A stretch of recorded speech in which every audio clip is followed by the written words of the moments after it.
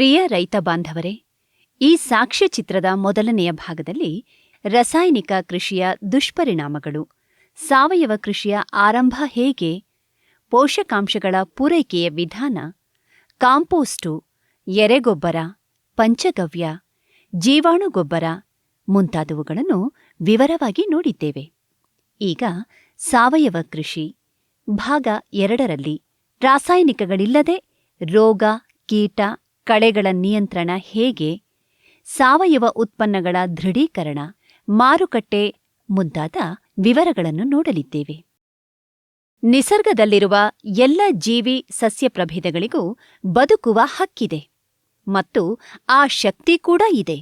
ಹಾಗಾಗಿ ನಾವು ಯಾವುದೇ ಕೀಟ ಅಥವಾ ಕಳೆಗಳನ್ನು ನಿರ್ಮೂಲನೆ ಮಾಡುವುದು ಅಸಾಧ್ಯ ಮತ್ತು ಅನಗತ್ಯ. ಬದಲಿಗೆ ಅವು ನಮ್ಮ ಬೆಳೆಗಳಿಗೆ ವಾಣಿಜ್ಯಿಕ ನಷ್ಟ ಉಂಟುಮಾಡದಂತೆ ನೋಡಿಕೊಂಡರೆ ಸಾಕು. ಈ ಉದ್ದೇಶಕ್ಕೆ ರಾಸಾಯನಿಕರಹಿತ ಸಮಗ್ರ ನಿಯಂತ್ರಣ ಕ್ರಮ ಅನುಸರಿಸಬೇಕು. ನಿಸರ್ಗದಲ್ಲಿ ಉಪಕಾರಿ ಕೀಟಗಳು ಸಾಕಷ್ಟಿವೆ. ಪ್ರತಿ ಜೀವಿಗೂ ಹಲವಾರು ಸ್ವಾಭಾವಿಕ ಶತ್ರುಗಳಿವೆ. ಹಾಗಾಗಿ ಒಟ್ಟಾರೆ ನಿಸರ್ಗ ಸಮತೋಲನದಲ್ಲಿರುತ್ತದೆ. ಆದರೆ ಪರಿಸರದ ಮೇಲೆ ಮಾನವನ ದಾಳಿ ಹೆಚ್ಚಾದಂತೆ ಈ ನಿಯಂತ್ರಣ ವ್ಯವಸ್ಥೆ ಹಳಿತಪ್ಪಿದೆ. ವಿಷ ಸಿಂಪಡಣೆಯಿಂದ ಕೀಟಹಾರಿಗಳಾದ ಜೇಡ, ಕಪ್ಪೆ, ಹಾವು, ಪಕ್ಷಿಗಳು ಸಾಯುತ್ತಿವೆ. ಇದರಿಂದ ಕೆಲವು ಪೀಡೆಗಳು ಒಮ್ಮೆಗೇ ಅಭಿವೃದ್ಧಿಗೊಂಡು ನಿಯಂತ್ರಣ ಅಸಾಧ್ಯವಾಗಿದೆ. ತೆಂಗಿನ ನುಸಿ ಪೀಡೆ, ಕಬ್ಬಿನಲ್ಲಿ ತುಪ್ಪಟ ತಿಗಣೆ ಹಾವಳಿ ಇದಕ್ಕೆ ಉತ್ತಮ ನಿದರ್ಶನಗಳು. ವಿಷ ಸಿಂಪಡಣೆ ನಿಂತು ಮಾನವನ ಹಸ್ತಕ್ಷೇಪ ಕಡಿಮೆಯಾದರೆ ಪರಿಸ್ಥಿತಿ ತಂತಾನೇ ಸುಧಾರಿಸುತ್ತದೆ. ನಮ್ಮ ರಾಷ್ಟ್ರೀಯ ಸಾವಯವ ಉತ್ಪಾದನೆ ನಿಯಮಾವಳಿ ಅಂದರೆ NSOPಯ ಪ್ರಕಾರ ರೋಗ, ಕೀಟ, ಕಳೆಗಳ ನಿಯಂತ್ರಣಕ್ಕೆ ಯಾವುದೇ ಕೃತಕ ಕೀಟನಾಶಕ, ಶಿಲೀಂಧ್ರನಾಶಕ ಅಥವಾ ಕಳೆನಾಶಕಗಳನ್ನು ಬಳಸುವಂತಿಲ್ಲ. ಬದಲಿಗೆ ಸ್ಥಳೀಯವಾಗಿ ಸಿಗುವ ಸಸ್ಯಜನ್ಯ, ಪ್ರಾಣಿಜನ್ಯ ಮತ್ತು ಸೂಕ್ಷ್ಮಾಣುಜೀವಿ ಉತ್ಪನ್ನಗಳನ್ನು ಬಳಸಬಹುದಾಗಿದೆ. ಹಸಿರು ಮನೆಯ ರಕ್ಷಿತ ಕೃಷಿಯಲ್ಲಿ ಪ್ಲಾಸ್ಟಿಕ್ ಮುಚ್ಚಿಗೆ, ಕೀಟ ನಿರೋಧಕ ಪರದೆ, ಪಾಲಿಥೀನ್ ಮತ್ತು ಪಾಲಿಪ್ರೊಪಾಲಿನ್ ಆಧಾರಿತ ವಸ್ತುಗಳನ್ನು ಬಳಸಲು ಅನುಮತಿಯಿದೆ. ಬೆಳೆ ಮುಗಿದ ನಂತರ ಇವುಗಳನ್ನು ಹೊಲದಿಂದ ಸಂಗ್ರಹಿಸಿ ಸ್ವಚ್ಛಗೊಳಿಸಬೇಕು. ಅಂದಹಾಗೆ ಸುಡಬಾರದು. NSOPಯ ಸಲಹೆ ಏನೆಂದರೆ ರೋಗ, ಕೀಟಗಳು ಬರದಂತೆ ತಡೆಯಲು ಅವುಗಳ ಮೂಲ ನೆಲೆಯನ್ನು ನಾಶಪಡಿಸಬೇಕು. ಇನ್ನು ಇವುಗಳ ನಿಯಂತ್ರಣಕ್ಕೆ ಕೀಟ ತಡೆಗಳು, ಸೌರಶಕ್ತಿ, ಉಷ್ಣತೆ, ಅತಿ ನೇರಳೆ ಕಿರಣ, ವಿವಿಧ ಬಲೆಗಳು, ಬೇವು, ಬೆಳ್ಳುಳ್ಳಿ, ಹೊಂಗೆ ಮತ್ತಿತರ ಸಸ್ಯ ಆಧಾರಿತ ವಸ್ತುಗಳು ಮುಂತಾದವನ್ನು ಬಳಸಬೇಕು. ಅಲ್ಲದೆ ಯಾಂತ್ರಿಕ ಮತ್ತು ಜೈವಿಕ ಕ್ರಮಗಳಿಗೆ ಅವಕಾಶವಿದೆ. ಆದರೆ ವಿಕಿರಣವನ್ನು ಬಳಸುವಂತಿಲ್ಲ. ಇನ್ನು ತೀರ ಅನಿವಾರ್ಯ ಪರಿಸ್ಥಿತಿಯಲ್ಲಿ ಸಾವಯವದ ಪರಿಸರ ಮಲಿನವಾಗದಂತೆ ಎಚ್ಚರವಹಿಸಿ ಕೆಲ ವಸ್ತುಗಳ ಸೀಮಿತ ಬಳಕೆಗೆ ಅವಕಾಶವಿದೆ. ಅವುಗಳೆಂದರೆ ಬೇವಿನ ಎಣ್ಣೆ ಮತ್ತದರ ಉತ್ಪನ್ನಗಳು, ಸೇವಂತಿಗೆ ಗಿಡದಿಂದ ಉತ್ಪಾದಿಸಿದ ಪೈರೆಥ್ರಿನ್ಗಳು, ಪರಭಕ್ಷಕ ಮತ್ತು ಪರೋಪಜೀವಿಗಳು, ವಿನೆಗರ್ ಮುಂತಾದವು.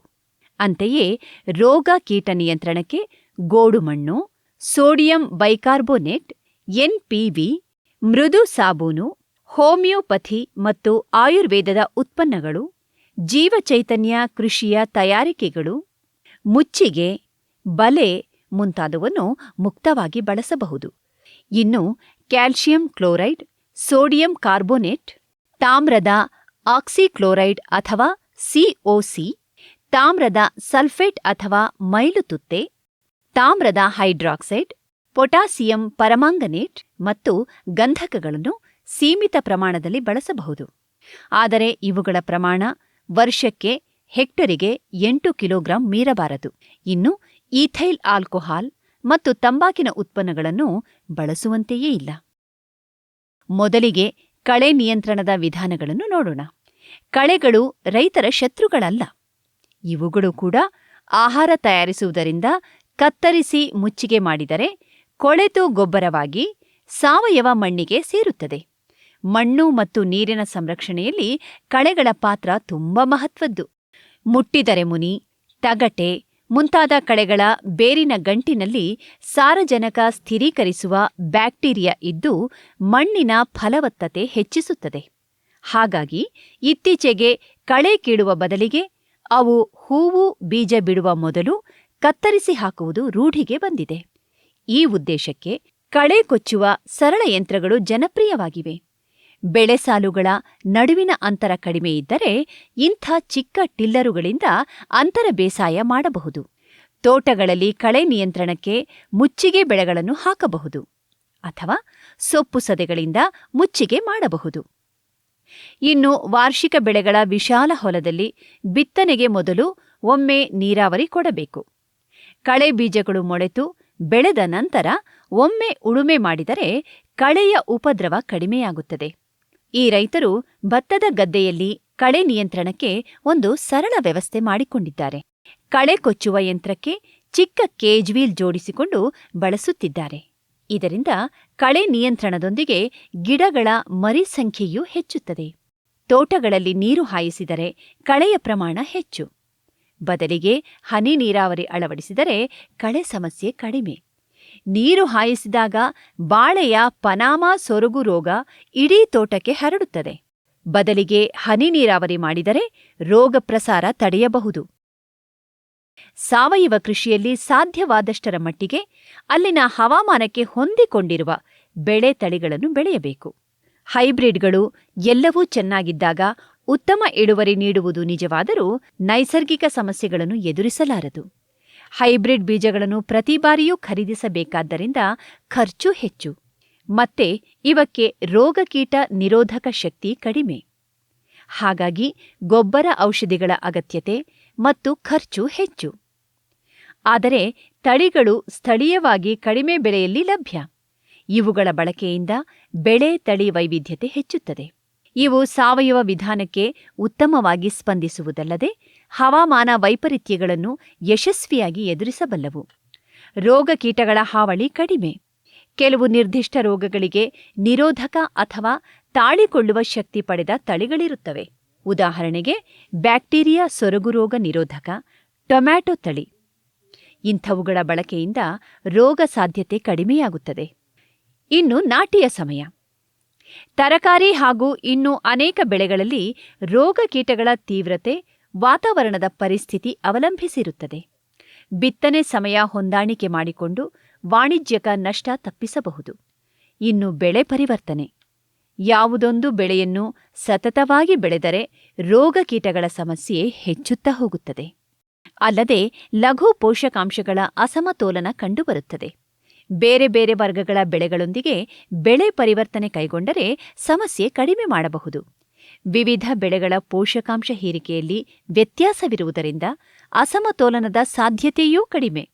ಇದರಿಂದ ಬೆಳೆಯ ದೃಢತೆ ಹೆಚ್ಚಿ ಪೀಡೆಗಳ ಸಮಸ್ಯೆ ಕಡಿಮೆಯಾಗುತ್ತದೆ. ಬೆಳೆ ಪರಿವರ್ತನೆಯ ಸರದಿಯಲ್ಲಿ ದ್ವಿದಳ ಬೆಳೆಗಳನ್ನು ಸಂಯೋಜಿಸಿದರೆ ಸಾರಜನಕ ಸ್ಥಿರೀಕರಣದಿಂದ ಮುಂದಿನ ಏಕದಳ ಬೆಳೆ ಉತ್ತಮವಾಗಿ ಬರುತ್ತದೆ. ಇದಲ್ಲದೆ ಮಿಶ್ರ ಬೆಳೆ ಮತ್ತು ಬಹುಬೆಳೆ ಪದ್ಧತಿಯಿಂದ ಕೂಡ ರೋಗ ಕೀಟಗಳ ಹಾವಳಿ ಕಡಿಮೆಯಾಗುತ್ತದೆ. ಹಲವಾರು ಕೀಟಗಳು ಬೆಳೆ ಮುಗಿದ ನಂತರ ಕೋಶಾವಸ್ಥೆಗೆ ತೆರಳಿ ಮಣ್ಣಿನಲ್ಲಿ ಹುದುಗಿರುತ್ತವೆ. ಮತ್ತೆ ಬೆಳೆ ಹಂಗಾಮು ಬರುವ ಹೊತ್ತಿಗೆ ಪ್ರೌಢಕೀಟವಾಗಿ ಹೊರಬರುತ್ತವೆ.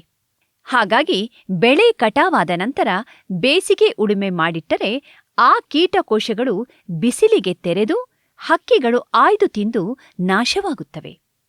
ಅಂತೆಯೇ ರೋಗಾಣುಗಳು ಕೂಡ ಪ್ರಖರ ಬಿಸಿಲಿಗೆ ನಾಶವಾಗುತ್ತವೆ. ಹಾಗಾಗಿ ಬೇಸಿಗೆ ಉಳುಮೆಯಿಂದ ರೋಗ ಕೀಟಗಳ ನಿಯಂತ್ರಣಕ್ಕೆ ಸಾಕಷ್ಟು ಸಹಾಯವಾಗುತ್ತದೆ. ಪೀಡೆ ನಿಯಂತ್ರಣದ ಇನ್ನೊಂದು ಬೇಸಾಯ ಕ್ರಮ ಸೂರ್ಯಶಕ್ತಿಯ ಬಳಕೆ ಅಥವಾ ಸೋಲರೈಸೇಷನ್. ಸಸಿಮಡಿ ಅಥವಾ ನಾಟಿಯ ಹೊಲವನ್ನು ಪಾರದರ್ಶಕ ಪ್ಲಾಸ್ಟಿಕ್ ಹಾಳೆಯಿಂದ 8 ವಾರಗಳ ಕಾಲ ಬಿಗಿಯಾಗಿ ಮುಚ್ಚಿಡಬೇಕು. ಬಿರುಬೇಸಿಗೆಯಲ್ಲಿ ಮತ್ತು ನೆಲದಲ್ಲಿ ಸಾಕಷ್ಟು ನೀರಿನಂಶವಿದ್ದರೆ ಈ ವಿಧಾನ ತುಂಬ ಪರಿಣಾಮಕಾರಿ. ಪ್ಲಾಸ್ಟಿಕ್ ಮುಚ್ಚಿಗೆಯ ಒಳಗಡೆ ಉಷ್ಣತೆ ತೀವ್ರವಾಗಿ ಬೇರು ಗಂಟು ಉಂಟುಮಾಡುವ ನೆಮಟೋಡುಗಳು, ಭೂಜನ್ಯ ಶಿಲೀಂಧ್ರ, ಕೀಟ ಮತ್ತು ಕಳೆಗಳನ್ನು ಈ ವಿಧಾನ ಯಶಸ್ವಿಯಾಗಿ ನಾಶ ಮಾಡುತ್ತದೆ. ಇಲ್ಲಿ ಅಡಿಕೆ ಕೊಳೆ ರೋಗ ತಡೆಗಟ್ಟಲು ಪ್ಲಾಸ್ಟಿಕ್ ಕೊಟ್ಟೆ ಕಟ್ಟಲಾಗಿದೆ. ಇದು ತುಂಬ ಯಶಸ್ವಿ ಮತ್ತು ಜನಪ್ರಿಯ ವಿಧಾನವಾಗಿದೆ. ಬೆಳೆಗಳಿಗೆ ರೋಗ ಕೀಟಗಳು ಬರದಂತೆ ನೋಡಿಕೊಳ್ಳುವುದು ನಮ್ಮ ಪ್ರಥಮ ಆದ್ಯತೆ. ಹಾಕಿದ ಬೆಳೆತಳಿಗೆ ಶಿಫಾರಸು ಮಾಡಿದ ಅಂತರವನ್ನು ಪಾಲಿಸಬೇಕು. ಸಾಲುಗಳು ಮತ್ತು ಗಿಡಗಳ ನಡುವೆ ಗಾಳಿ ಬೆಳಕು ಆಡುವಂತಿದ್ದರೆ ರೋಗ ಕೀಟಗಳ ಸಾಧ್ಯತೆ ಕಡಿಮೆಯಾಗುತ್ತದೆ. ಇದೇ ಕಾರಣದಿಂದ ಶ್ರೀ ಪದ್ಧತಿಯಲ್ಲಿ ಬೆಳೆಸಿದ ಭತ್ತ ಪೀಡೆ ಮುಕ್ತವಾಗಿರುತ್ತದೆ. ಅಂತೆಯೇ ಮೊಳಕೆ ಬಂದಾಗ ಸಸ್ಯ ಸಂಖ್ಯೆ ಹೆಚ್ಚಿದ್ದರೆ ಕಿತ್ತು ತೆಗೆದು ಸೂಕ್ತವಾದ ಸಸ್ಯ ಸಂಖ್ಯೆ ಕಾಪಾಡಬೇಕು. ಇದರಿಂದ ಉಳಿದ ಗಿಡಗಳು ಸದೃಢವಾಗಿ ಬೆಳೆದು ಪೀಡೆ ಸಮಸ್ಯೆ ಕಡಿಮೆಯಾಗುತ್ತದೆ. ಹಾಗಲ, ಹೀರೆ, ಟೊಮ್ಯಾಟೊ ಮುಂತಾದ ತರಕಾರಿ ಬೆಳೆಗಳಲ್ಲಿ ಗಿಡಗಳನ್ನು ನೆಲದಿಂದ ಎತ್ತಿ ಕಟ್ಟಿ ಬೆಳೆಸಿದರೆ ಎಲೆ ಮತ್ತು ಕಾಯಿಗಳು ನೆಲಕ್ಕೆ ತಾಕುವುದು ತಪ್ಪಿ ರೋಗ ಕೀಟಗಳ ಉಪದ್ರವ ಕಡಿಮೆಯಾಗುತ್ತದೆ. ಸಾವಯವ ಕೃಷಿಯಲ್ಲಿ ಮುಚ್ಚಿಗೆಗೆ ಹೆಚ್ಚಿನ ಪ್ರಾಧಾನ್ಯತೆ ಇದೆ. ಮಣ್ಣು ಮತ್ತು ನೀರಿನ ಸಂರಕ್ಷಣೆ, ಕಳೆ ನಿಯಂತ್ರಣಗಳೊಂದಿಗೆ ರೋಗ ಕೀಟ ನಿಯಂತ್ರಣಕ್ಕೂ ಇದು ಸಹಕಾರಿ. ಮುಚ್ಚಿಗೆಯಿಂದ ಮಳೆ ನೀರು ಸಿಡಿದು ರೋಗಾಣುಗಳು ಗಿಡದ ಮೇಲ್ಭಾಗಕ್ಕೆ ತಲುಪುವುದು ತಪ್ಪುತ್ತದೆ. ಕಾಳು ಮೆಣಸಿನ ಸೊರಗು ರೋಗದ ಹತೋಟಿಯಲ್ಲಿ ಈ ವಿಧಾನ ಪಾಲಿಸಲಾಗುತ್ತದೆ. ಇನ್ನು ಬೆಳ್ಳಿ ಬಣ್ಣದ ಹೊಳೆಯುವ ಪ್ಲಾಸ್ಟಿಕ್ ಮಲ್ಚಿಂಗ್ ಉಪಯೋಗಿಸಿದರೆ ಬೆಳಕು ಪ್ರತಿಫಲನಗೊಂಡು ಎಫಿಡ್ ಕೀಟವನ್ನು ದೂರವಿಡುತ್ತದೆ. ಇದರಿಂದ ಕಲ್ಲಂಗಡಿ ಮೊಸಾಯಿಕ್ ರೋಗ ಮತ್ತು ಟೊಮೆಟೊ ಹಾಗೂ ಮೆಣಸಿನ ಸೊರಗು ರೋಗಗಳ ಹರಡುವಿಕೆ ತಡೆಯಬಹುದಾಗಿದೆ. ಇನ್ನು ತರಕಾರಿ ನರ್ಸರಿಯಲ್ಲಿ ರೋಗ ಬಾರದಂತೆ ತಡೆಯಲು ವಾಹಕ ಕೀಟವನ್ನು ಹೊರಗಿಡಬೇಕು. ಈ ಉದ್ದೇಶಕ್ಕೆ ಈ ರೀತಿಯ ನೈಲಾನ್ ಬಲೆಗಳು ತುಂಬ ಸಹಕಾರಿ. ಮನೆಯ ಸುತ್ತ ತರಕಾರಿ ಹೂಗಿಡ ಮಾಡಿದಾಗ ಅಥವಾ ಚಿಕ್ಕ ತೋಟಗಳಲ್ಲಿ ಕೀಟಗಳನ್ನು ಕೈಯಿಂದ ಆಯ್ದು ನಾಶಪಡಿಸಬಹುದು. ಒಂದು ಪ್ಲಾಸ್ಟಿಕ್ ಚೀಲ ಅಥವಾ ಡಬ್ಬದಲ್ಲಿ ಕೆರೋಸಿನ್ ಇಟ್ಟುಕೊಂಡು ಆಯ್ದ ಹುಳುಗಳನ್ನು ಹಾಕಿ ಸಾಯಿಸಬಹುದು. ಅಂಟು ಸವರಿದ ಬಣ್ಣದ ಫಲಕಗಳು ಹಲವೆಡೆ ಬಳಕೆಯಾಗುತ್ತವೆ. ತಗಡು ಅಥವಾ ಡಬ್ಬಿಗಳಿಗೆ ಹೀಗೆ ಹಳದಿ ಬಣ್ಣ ಬಳಿದು ಹೊಲದಲ್ಲಿ ಅಲ್ಲಲ್ಲಿ ಇರಿಸಲಾಗುತ್ತದೆ. ಮೇಲಿಂದ ಗ್ರೀಸ್ ಅಥವಾ ಹರಳೆಣ್ಣೆ ಸವರಿದರೆ ಬದನೆ, ಟೊಮ್ಯಾಟೊ ಹಾಗೂ ಹತ್ತಿ ಗಿಡಗಳನ್ನು ಕಾಡುವ ಬಿಳಿ ನೊಣ ಮತ್ತು ಎಫಿಡ್ಗಳು ಆಕರ್ಷಿತವಾಗಿ ಬಂದು ಸಿಲುಕಿ ಸಾಯುತ್ತವೆ. ಇನ್ನು ನೇರಳೆ ಬಣ್ಣ ಬಳಿದರೆ ಥ್ರಿಪ್ಸ್ ಅಥವಾ ಹೇನುಗಳು ಬಂದು ಸಾಯುತ್ತವೆ. 2-3 ದಿನಗಳಿಗೊಮ್ಮೆ ತಗಡನ್ನು ಸ್ವಚ್ಛಗೊಳಿಸಿ ಪುನಃ ಗ್ರೀಸ್ ಅಥವಾ ಹರಳೆಣ್ಣೆ ಬಳಿಯಬೇಕು. ಅಂತೆಯೇ ಪ್ರೌಢ ಕೀಟಗಳು ರಾತ್ರಿ ಹೊತ್ತು ದೀಪಕ್ಕೆ ಆಕರ್ಷಿತವಾಗುತ್ತವೆ. ಸಾಯಂಕಾಲ 6ರಿಂದ 9ರವರೆಗೆ ಹೊಲದಲ್ಲಿ ಒಂದು ಬಲ್ಬ್ ಉರಿಸಿ ಕೆಳಗಡೆ ಅಗಲಬಾಯಿಯ ಪಾತ್ರೆಯಲ್ಲಿ ನೀರು ಮತ್ತು ಸ್ವಲ್ಪ ಕೆರೋಸಿನ್ ಹಾಕಿಟ್ಟರೆ ದೀಪಕ್ಕೆ ಬಂದ ಕೀಟಗಳು ನೀರಲ್ಲಿ ಬಿದ್ದು ಸಾಯುತ್ತವೆ. 9 ಗಂಟೆಯ ನಂತರ ದೀಪ ಆರಿಸಿ. ಇಲ್ಲವಾದಲ್ಲಿ ಕೆಲ ಉಪಕಾರಿ ಕೀಟಗಳು ಕೂಡ ಸತ್ತು ಹೋಗುತ್ತವೆ. ಭತ್ತದಲ್ಲಿ ನಾಟಿ ತಡವಾದರೆ ಸುರುಳಿ ಪೂಚಿ ಕೀಟದ ಸಮಸ್ಯೆ ಸಾಮಾನ್ಯ. ಮಲೆನಾಡು ಭಾಗದಲ್ಲಿ ಇದರ ನಿಯಂತ್ರಣಕ್ಕೆ ಕೀಟನಾಶಕದ ಗುಣವಿರುವ ಮುಕ್ಕಡಕ ಎಂಬ ಸಸ್ಯದ ಟೊಂಗೆಯಿಂದ ಹೊಡೆಯುವ ರೂಢಿ ಇದೆ. ಗದ್ದೆಗೆ ಒಳಬರುವ ಮತ್ತು ಹೊರಹೋಗುವ ನೀರನ್ನು ಬಂದು ಮಾಡಿ ಈ ಕಾರ್ಯ ನಡೆಸಲಾಗುತ್ತದೆ. ಎಲೆಯ ಸುರುಳಿಗಳು ತೆರೆದು ಹುಳುಗಳು ನೀರಿಗೆ ಬೀಳುತ್ತವೆ. ಈ ಟೊಂಗೆಯ ಬದಲಿಗೆ ಕೆಲವೆಡೆ ತೆಂಗಿನ ಕಡ್ಡಿಯ ಪೊರಕೆ ಅಥವಾ ಮುಳ್ಳು ಟೊಂಗೆ ಬಳಸುವುದಿದೆ. ಈ ಕಾರ್ಯಾಚರಣೆ ಮುಗಿದ ನಂತರ ನೀರು ಹೊರಹೋಗುವ ಕಿಂಡಿಗೆ ಕೆರೋಸಿನ್ ಸಿಂಪಡಿಸಿದ ಗೋಣಿಚೀಲ ಇಟ್ಟು ನೀರನ್ನು ಹೊರಬಿಡುತ್ತಾರೆ. ನೀರಿನೊಂದಿಗೆ ತೇಲಿ ಹೋಗುವ ಹುಳುಗಳು ಕೆರೋಸಿನ್ನಿಂದಾಗಿ ಸಾಯುತ್ತವೆ. ಅಂತೆಯೇ ತೆನೆ ತಿಗಣೆ ಅಥವಾ ಇಯರ್ ಹೆಡ್ ಬಗ್ ನಿಯಂತ್ರಣಕ್ಕೆ ಬೆಂಕಿ ಸೂಡಿಯ ಬಳಕೆ ಇದೆ. ಸಾಯಂಕಾಲ ಈಗಷ್ಟೇ ಕತ್ತಲಾದಾಗ ಬೆಂಕಿ ಹಿಡಿಸಿದ ಜುಂಜು ಅಥವಾ ಸೂಡಿಯನ್ನು ಹೀಗೆ ತೆನೆಗೆ ಸ್ವಲ್ಪ ಮೇಲ್ಗಡೆ ಬೀಸುತ್ತಾ ಹೋಗುತ್ತಾರೆ. ಕತ್ತಲಲ್ಲಿ ತೆನೆಯಿಂದ ಹಾರುವ ತಿಗಣೆಗಳು ಬೆಂಕಿಗೆ ಸಿಲುಕಿ ರೆಕ್ಕೆ ಸುಟ್ಟು ಸಾಯುತ್ತವೆ. ಕೀಟ ನಿಯಂತ್ರಣದ ಇನ್ನೊಂದು ವಿಧಾನ ಲಿಂಗಾಕರ್ಷಕ ಬಲೆಗಳು ಅಥವಾ ಫೆರೋಮೋನ್ ಟ್ರಾಪ್ ಬಳಕೆ. ಫೆರೋಮೋನ್ಗಳೆಂದರೆ ಹೆಣ್ಣು ಕೀಟಗಳು ಗಂಡು ಕೀಟಗಳನ್ನು ಆಕರ್ಷಿಸಲು ಸ್ರವಿಸುವ ಜೈವಿಕ ವಸ್ತುಗಳು. ಆಯಾ ಕೀಟ ಪ್ರಭೇದಕ್ಕೆ ನಿರ್ದಿಷ್ಟವಾದ ಅಂಥ ರಾಸಾಯನಿಕಗಳನ್ನು ಪ್ರಯೋಗಾಲಯದಲ್ಲಿ ಉತ್ಪಾದಿಸಿ ಲೂರ್ಗಳ ರೂಪದಲ್ಲಿ ರೈತರಿಗೆ ಒದಗಿಸಲಾಗುತ್ತದೆ. ಲೂರ್ ಅಳವಡಿಸಿದ ಲಿಂಗಾಕರ್ಷಕ ಬಲೆಗಳನ್ನು ಎಕರೆಗೆ 5ರಷ್ಟು ಸಂಖ್ಯೆಯಲ್ಲಿ ಬೆಳೆಯಿಂದ 2-3 ಅಡಿ ಎತ್ತರದಲ್ಲಿ ಅಳವಡಿಸಲಾಗುತ್ತದೆ. ಗಂಡು ಹುಳುಗಳು ಆಕರ್ಷಿತವಾಗಿ ಬಂದು ಈ ಪ್ಲಾಸ್ಟಿಕ್ ಚೀಲದಲ್ಲಿ ಬಿದ್ದು ಸಾಯುತ್ತವೆ. ಇದರಿಂದ ಅಷ್ಟರ ಮಟ್ಟಿಗೆ ಸಂತಾನೋತ್ಪತ್ತಿ ಕಡಿಮೆಯಾಗುತ್ತದೆ. ಮೂಲತಃ ಇದು ಕೀಟಗಳ ಸಂಖ್ಯಾಭಿವೃದ್ಧಿಯ ಮೇಲೆ ನಿಗಾ ಇಡುವ ವ್ಯವಸ್ಥೆ. ಆದಾಗ್ಯೂ ಸ್ವಲ್ಪ ಮಟ್ಟಿನ ನಿಯಂತ್ರಣಕ್ಕೂ ಸಹಕಾರಿಯಾಗಬಲ್ಲದು. ಫೆರೋಮೋನ್ ಟ್ರಾಪ್ಗಳು ಹತ್ತಿ, ಸೂರ್ಯಕಾಂತಿ, ಟೊಮ್ಯಾಟೊ ಮುಂತಾದ ಬೆಳೆಗಳಲ್ಲಿ ಹೆಲಿಕೋರ್ಪ ಮತ್ತು ಸ್ಪೋಡೋಪ್ಟರಾ ಕೀಟಗಳು ಮತ್ತು ಬದನೆಯ ಕಾಂಡಕೊರಕ ಹಾಗೂ ಕಾಯಿ ಕೊರಕಗಳ ನಿಯಂತ್ರಣಕ್ಕೆ ಬಳಕೆಗೆ ಬಂದಿದೆ. ಅಲ್ಲದೆ ಹಲವು ಬೆಳೆಗಳಲ್ಲಿ ಹಣ್ಣು ನೊಣ ನಿಯಂತ್ರಣಕ್ಕೆ ಕೂಡ ಟ್ರಾಪ್ಗಳು ವಾಣಿಜ್ಯ ಪ್ರಮಾಣದಲ್ಲಿ ಬಳಕೆಯಲ್ಲಿವೆ. ಪೀಡೆ ನಿಯಂತ್ರಣಕ್ಕೆ ವಿಕರ್ಷಣೆಯೂ ಒಂದು ಉಪಾಯ. ಒಂದು ಮಡಿಕೆಯಲ್ಲಿ 1 ಭಾಗ ಬೇವಿನ ಹಿಂಡಿ ಮತ್ತು 3 ಭಾಗ ನೀರು ಸೇರಿಸಿ ಬಟ್ಟೆಯಿಂದ ಬಾಯಿ ಕಟ್ಟಿ 3 ದಿನ ಇಡಿ. ಹೊಲದ 4 ಮೂಲೆಗಳಲ್ಲಿ ಇಂತಹ ಒಂದೊಂದು ಮಡಿಕೆಯನ್ನಿಡಿ. ಸಾಯಂಕಾಲ ಬಟ್ಟೆ ತೆರೆದು ಚೆನ್ನಾಗಿ ಕಲಕಬೇಕು. ಕೊಳೆತ ಬೇವಿನ ಹಿಂಡಿಯ ದುರ್ವಾಸನೆಯಿಂದಾಗಿ ಕೀಟಗಳು ಹೊಲದಿಂದ ದೂರ ಸರಿಯುತ್ತವೆ. ಗೋಮೂತ್ರ ಅಥವಾ ಪಂಚಗವ್ಯಗಳು ಕೂಡ ಉತ್ತಮ ಕೀಟವಿಕರ್ಷಕಗಳು. ಇನ್ನು ಕೆಲವೆಡೆ ಗದ್ದೆಗೆ ನೀರು ಒಳಹರಿಯುವ ಕಾಲುವೆಗಳಲ್ಲಿ ಬೇವಿನ ಹಿಂಡಿಯನ್ನು ಚೀಲದಲ್ಲಿ ಕಟ್ಟಿ ನೆನೆಸಿಡಲಾಗುತ್ತದೆ. ನೀರಿನೊಂದಿಗೆ ಕರಗಿ ಹರಿಯುವ ಹಿಂಡಿಯ ಅಂಶ ಗಿಡದ ಬೇರು ಮತ್ತು ಮರಿಗಳನ್ನು ರೋಗ ಕೀಟಗಳಿಂದ ರಕ್ಷಿಸುತ್ತದೆ. ಕೆಲವೆಡೆ ಹೊಲದಲ್ಲಿ ಅಲ್ಲಲ್ಲಿ ಕವಲು ಕಡ್ಡಿಗಳನ್ನು ನೆಟ್ಟಿರುತ್ತಾರೆ. ಹಾಗೆಯೇ ಕೆಲವರು ಅಲ್ಲೊಂದು ಇಲ್ಲೊಂದು ಜೋಳ ಅಥವಾ ಬೆಂಡೆ ಗಿಡ ಹಾಕಿರುತ್ತಾರೆ. ಬೆಳೆಯಿಂದ ಎತ್ತರವಿರುವ ಕಡ್ಡಿಗಳ ಮೇಲೆ ಹಕ್ಕಿಗಳು ಕುಳಿತು ಹುಳು ಹುಪ್ಪಡಿ ತಿನ್ನುತ್ತವೆ. ಎಕರೆಗೆ ಇಂಥ 20 ಕೊಂಬೆಗಳನ್ನು ನೆಟ್ಟರೆ ಗಣನೀಯ ಪ್ರಮಾಣದಲ್ಲಿ ಕೀಟ ನಿಯಂತ್ರಣ ಸಾಧ್ಯ. ಕೆಲ ರೈತರು ಹಕ್ಕಿಗಳನ್ನು ಆಕರ್ಷಿಸಲು ಹೊಲದಲ್ಲಿ ಮಂಡಕ್ಕಿ ಅಥವಾ ಅವಲಕ್ಕಿಯನ್ನು ಬೀರುತ್ತಾರೆ. ಇನ್ನೂ ಕೆಲವೆಡೆ ಹಕ್ಕಿಗಳದ್ದೇ ದೊಡ್ಡ ಕಾಟ. ಇಲ್ಲಿ ಬಿತ್ತಿದ ಬೀಜಗಳನ್ನು ಹಕ್ಕಿಗಳಿಂದ ಕಾಪಾಡಲು ಹೊಳೆಯುವ ಪ್ಲಾಸ್ಟಿಕ್ ರಿಬ್ಬನ್ನು ಕಟ್ಟಲಾಗಿದೆ. ಜೋಳದ ಕಾಳುಗಳನ್ನು ರಕ್ಷಿಸಲು ಕೂಡ ಅದೇ ಉಪಾಯ. ಈ ದಾಳಿಂಬೆ ತೋಟದಲ್ಲಿ ಹಕ್ಕಿಗಳು ಹಣ್ಣುಗಳನ್ನು ಕುಕ್ಕಿ ತಿನ್ನುತ್ತಿವೆ. ಈ ರೀತಿಯ ಸೆಲ್ಯುಲಾರ್ ಟೇಪು ಕಟ್ಟಿ ಹಕ್ಕಿಗಳನ್ನು ಬೆದರಿಸಲಾಗುತ್ತದೆ. ಇದೀಗ ಬಲೆ ಬೆಳೆ ಅಥವಾ ಟ್ರ್ಯಾಪ್ ಕ್ರಾಪ್ಗಳನ್ನು ನೋಡೋಣ. ಈ ಹತ್ತಿಯ ಹೊಲದ ಸುತ್ತ ಚೆಂಡು ಹೂ ಗಿಡದ ಸಾಲು ಹಾಕಲಾಗಿದೆ. ಕಾಯಿ ಕೊರಕದ ಪತಂಗ ಈ ಹೂವಿಗೆ ಆಕರ್ಷಿತವಾಗಿ ಮೊಟ್ಟೆ ಇಡುತ್ತದೆ. 2-3 ದಿನಕ್ಕೊಮ್ಮೆ ಹೂಗಳನ್ನು ಕಿತ್ತು ನಾಶ ಮಾಡಿದರೆ ಮೊಟ್ಟೆ ಮರಿಯಾಗದಂತೆ ತಡೆಯಬಹುದು. ಅಂತೆಯೇ ಬೆಂಡೆ ಮತ್ತು ತೊಗರಿಗಳು ಕೂಡ ಹತ್ತಿಯಲ್ಲಿ ಬಲೆ ಬೆಳೆಗಳಾಗಿ ಚಾಲ್ತಿಯಲ್ಲಿವೆ. ಟೊಮೆಟೊದಲ್ಲಿಯೂ ಚೆಂಡು ಹೂವು ಪರಿಣಾಮಕಾರಿ. ಇದಲ್ಲದೆ ಚೆಂಡು ಹೂ ಗಿಡದ ಬೇರಿನಿಂದ ಒಸರುವ ರಾಸಾಯನಿಕಗಳು ನೆಮಟೋಡುಗಳನ್ನು ನಿಯಂತ್ರಿಸುತ್ತವೆ. ಹಾಗಾಗಿ ನೆಮಟೋಡು ಪೀಡಿತ ಹೊಲದಲ್ಲಿ ಚೆಂಡು ಹೂವಿನ 1-2 ಬೆಳೆ ಮಾಡಿದರೆ ಪರಿಣಾಮಕಾರಿ ನಿಯಂತ್ರಣ ಸಾಧ್ಯ. ಸ್ಪೋಡೋಪ್ಟರಾ ಕತ್ತರಿ ಹುಳುವಿನ ನಿಯಂತ್ರಣಕ್ಕೆ ಬಲೆ ಬೆಳೆಯಾಗಿ ಹರಳು ಗಿಡ ಬಳಕೆಯಲ್ಲಿದೆ. ಇನ್ನು ಕ್ಯಾಬೇಜ್ ಬೆಳೆಯಲ್ಲಿ ವಜ್ರ ಬೆನ್ನಿನ ಪತಂಗದ ನಿಯಂತ್ರಣಕ್ಕೆ ಸಾಸಿವೆ ಗಿಡ ಪರಿಣಾಮಕಾರಿ. ಮೆಣಸಿನ ಹೊಲದ ಸುತ್ತ 2-3 ಸಾಲು ಜೋಳದ ಗಿಡ ಹಾಕಿದರೆ ರೋಗವಾಹಕ ಎಫಿಡ್ಗಳು ಒಳಬರುವುದನ್ನು ಕಡಿಮೆ ಮಾಡಬಹುದು.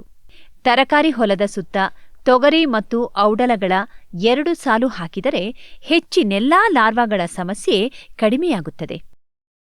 ಇದೀಗ ಜೈವಿಕ ಕೀಟ ನಿಯಂತ್ರಣ ಕ್ರಮವನ್ನು ನೋಡೋಣ. ಇದರಲ್ಲಿನ ಒಂದು ಪ್ರಮುಖ ವಿಧಾನ ಪರೋಪಜೀವಿ ಅಂದರೆ ಪ್ಯಾರಾಸಿಟಾಯ್ಡ್ಗಳ ಬಳಕೆ. ಇದರಲ್ಲಿ ಟ್ರೈಕೋಗ್ರಾಮ ಎಂಬ ಕಡಿ ಜೀರಿಗೆ ವರ್ಗದ ಮೊಟ್ಟೆ ಭಕ್ಷಕ ಕೀಟ ತುಂಬಾ ಜನಪ್ರಿಯ. ಇದು ಹೆಚ್ಚಿನೆಲ್ಲಾ ಕೀಟಗಳ ಮೊಟ್ಟೆಯ ಮೇಲೆ ದಾಳಿ ಮಾಡುತ್ತದೆ. ಹೆಣ್ಣು ಕೀಟ ಇತರೆ ಕೀಟಗಳ ಮೊಟ್ಟೆಯೊಳಗೆ ಚುಚ್ಚಿ ಮೊಟ್ಟೆ ಇಡುತ್ತದೆ. ಅದರಿಂದ ಬಂದ ಮರಿ ತಾನಿರುವ ಮೊಟ್ಟೆಯೊಳಗಿನ ಎಲ್ಲಾ ಅಂಶಗಳನ್ನು ತಿಂದು ಮುಗಿಸುತ್ತದೆ. ಭತ್ತ, ಕಬ್ಬುಗಳಲ್ಲಿ ಕಾಂಡ ಕೊರಕದ ನಿಯಂತ್ರಣಕ್ಕೆ ಮತ್ತು ಹತ್ತಿಯ ಕಾಯಿ ಕೊರಕದ ಮೇಲೆ ಇದು ಪರಿಣಾಮಕಾರಿ. ಟ್ರೈಕೋಗ್ರಾಮ ಕೀಟದ ಮೊಟ್ಟೆಗಳನ್ನು ಪ್ರಯೋಗಾಲಯದಲ್ಲಿ ಉತ್ಪಾದಿಸಿ ಕಾರುಡುಗಳನ್ನು ಬೆಳೆಯಲ್ಲಿ ಕಟ್ಟಲಾಗುತ್ತದೆ. ಎಕರೆಗೆ 40,000 ಮೊಟ್ಟೆಗಳನ್ನು ಬಳಸಬೇಕಾಗುತ್ತದೆ. ಅನೇಕ ಕಡಿಜೀರಿಗೆ ಪ್ರಭೇದಗಳು ಮತ್ತು ಕೆಲ ನೊಣದ ಪ್ರಭೇದಗಳು ಪ್ಯಾರಾಸಿಟಾಯ್ಡುಗಳಾಗಿವೆ. ಇವು ಇತರೆ ಕೀಟಗಳ ಮೇಲೆ ಅಥವಾ ದೇಹದ ಒಳಗೆ ಅಭಿವೃದ್ಧಿ ಹೊಂದಿ ಅದನ್ನು ಸಾಯಿಸುತ್ತವೆ. ಪರಭಕ್ಷಕ ಅಥವಾ ಪ್ರಿಡೇಟರ್ಗಳ ಬಳಕೆ ಜೈವಿಕ ಕೀಟ ನಿಯಂತ್ರಣದ ಇನ್ನೊಂದು ಉಪಾಯ. ಮೊದಲಿಗೆ ಪೀಡೆಗಳ ನೈಸರ್ಗಿಕ ಶತ್ರುಗಳನ್ನು ಗುರುತಿಸಲಾಗುತ್ತದೆ. ಅದನ್ನು ಪ್ರಯೋಗಾಲಯದಲ್ಲಿ ಅಭಿವೃದ್ಧಿಪಡಿಸಿ ಹೊಲದಲ್ಲಿ ಬಿಡುಗಡೆ ಮಾಡಲಾಗುತ್ತದೆ. ಇತ್ತೀಚೆಗೆ ಕಬ್ಬಿನಲ್ಲಿ ಬಿಳಿ ತುಪ್ಪಟ ತಿಗಣೆಯ ಕಾಟ ಮಿತಿಮೀರಿತು. ಅದರ ನಿಯಂತ್ರಣಕ್ಕೆ ಮೈಕ್ರೋಮಾಸ್ ಕೀಟವನ್ನು ಅಭಿವೃದ್ಧಿಪಡಿಸಲಾಯಿತು. ಇದರ ಮೊಟ್ಟೆಗಳನ್ನು ಉತ್ಪಾದಿಸಿ ರೈತರಿಗೆ ಒದಗಿಸಲಾಗುತ್ತದೆ. ಅಂತೆಯೇ ಗುಲಗಂಜಿ ಹುಳು ಅಥವಾ ಲೇಡಿ ಬರ್ಡ್ ಬೀಟಲ್ಗಳು ಕೂಡ ಉತ್ತಮ ಪರಭಕ್ಷಕಗಳಾಗಿವೆ. ಆಕರ್ಷಕ ಬಣ್ಣ ಸಂಯೋಜನೆಯ ಈ ಪುಟ್ಟ ದೊಂಬಿಗಳು ಬೆಳೆ ಪೀಡೆಗಳಾದ ಹೇನು ಅಥವಾ ಎಫಿಡ್ ಮತ್ತು ಶಲ್ಕಕೀಟ ಅಥವಾ ಸ್ಕೇಲ್ಗಳನ್ನು ತಿನ್ನುತ್ತವೆ. ಅಂತೆಯೇ ಹಸಿರು ಲೇಸ್ವಿಂಗ್ ಬಗ್ಗಳು ಕೂಡ ಜೈವಿಕ ನಿಯಂತ್ರಣದಲ್ಲಿ ಬಳಕೆಯಾಗುತ್ತವೆ. ಪ್ರೌಢಕೀಟಗಳು ಎಲೆ ಮತ್ತು ಸಸ್ಯದ ಇತರೆ ಭಾಗಗಳ ಮೇಲೆ ಗುಂಪುಗಳಲ್ಲಿ ಮೊಟ್ಟೆ ಇಡುತ್ತವೆ. ಅದರಿಂದ ಬಂದ ಲಾರ್ವಾಗೆ ಕತ್ತಿಯಂಥ ಬಾಯಿ ಇದ್ದು ಇತರೆ ಕೀಟಗಳ ಮೊಟ್ಟೆ ಮತ್ತು ಲಾರ್ವಾಗಳನ್ನು ತಿನ್ನುತ್ತವೆ. 1 ಎಕರೆಗೆ ಲೇಸ್ವಿಂಗ್ ಬಗ್ನ 1000 ಮೊಟ್ಟೆ ಅಥವಾ ಲಾರ್ವಾ ಸಾಕಾಗುತ್ತದೆ.